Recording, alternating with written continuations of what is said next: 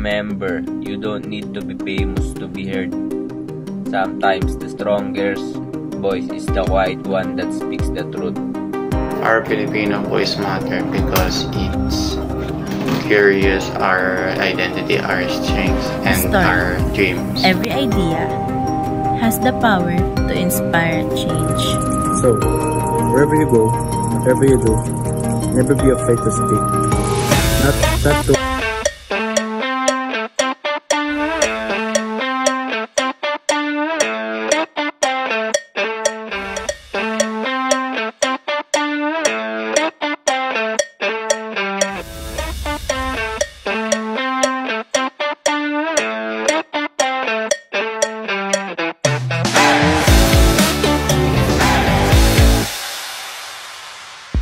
Mabuhay and welcome to our podcast, Our Filipino Voice That Matters.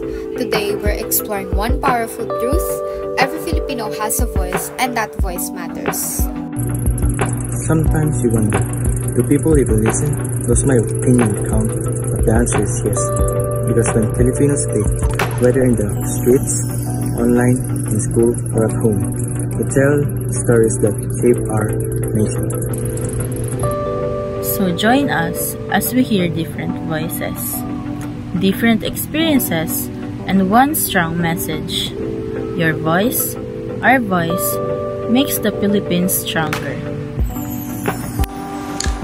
When we say Filipino voice, we're not talking about the language we speak. It's the courage to express who we are, our culture, our struggle, and our dream. Our Filipino voice is the spirit that refuses to give up. It's the voice that stands tall even after storm, earthquake, or challenges in life. Our voice matters because it reflects our identity. When we speak, we show the world this is who we are. As Filipinos, resilient, respectful, and hopeful.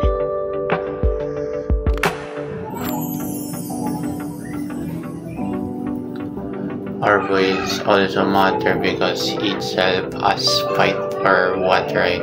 When we speak as injustice, bullying, discrimination, or corruption will protect our community.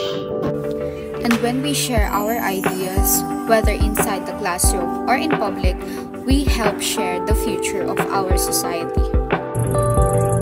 Think about national heroes. Rizal, Bonifacio, Gabriela Silang, their voices spark change. The Filipino youth is more connected, more aware, and more active than ever. We use our voice through social media, art, music, writing, and even simple conversations. Every time we say stop climate change, respect everyone, or education, we're already making a difference. Our voice matters not because it's the loudest, but because it comes from people who care, people who want the Philippines to become better. First, speak. With respect, a powerful voice becomes even more meaningful when it does hurt or break others. Second, stay informed. Before we speak, we make sure we know the facts. That's how we avoid spreading false information. Third, use your voice to uplift them. Encourage your classmates, help your community, and support people who can't speak for themselves. And finally, be brave. If something is wrong, speak up. Change begins with one voice saying, "Tama na." Every Filipino, no matter who they are, has something valuable to say. Our diversity, our different languages, accent, and stories make our voice richer. Our voice becomes stronger. We win unit when we listen to one another, support each other, and work together. We prove that the Filipinos' spirit is unbreakable. A single voice can spark a movement. a group of voices can change a community, but an entire nation speaking together, that's unstoppable. It reminds us that every opinion, every story, every idea has the power to inspire change. So, wherever you go, whatever you do, never be afraid to speak. Not to overpower others, but to split our nation. Your Filipino stories begins with your lived experience, your family traditions, your community, and your memories. And it doesn't have to be a dramatic. Simple moments like waiting for a jeepney or helping your lola to cook are already powerful. Remember, Filipino identity is diverse. Bisayan, Ilocano, Kapampangan, Tausug, your regional root, enrich your story. Exactly, our stories matters because they are uniquely ours. When giving feedback, start with respect. Listen first, second, react. And avoid saying things like, that's not Filipino. Filipino identity is not one size fit all. Feedback should uplift, not silence. Stories preserve our identity. They carry our history and values.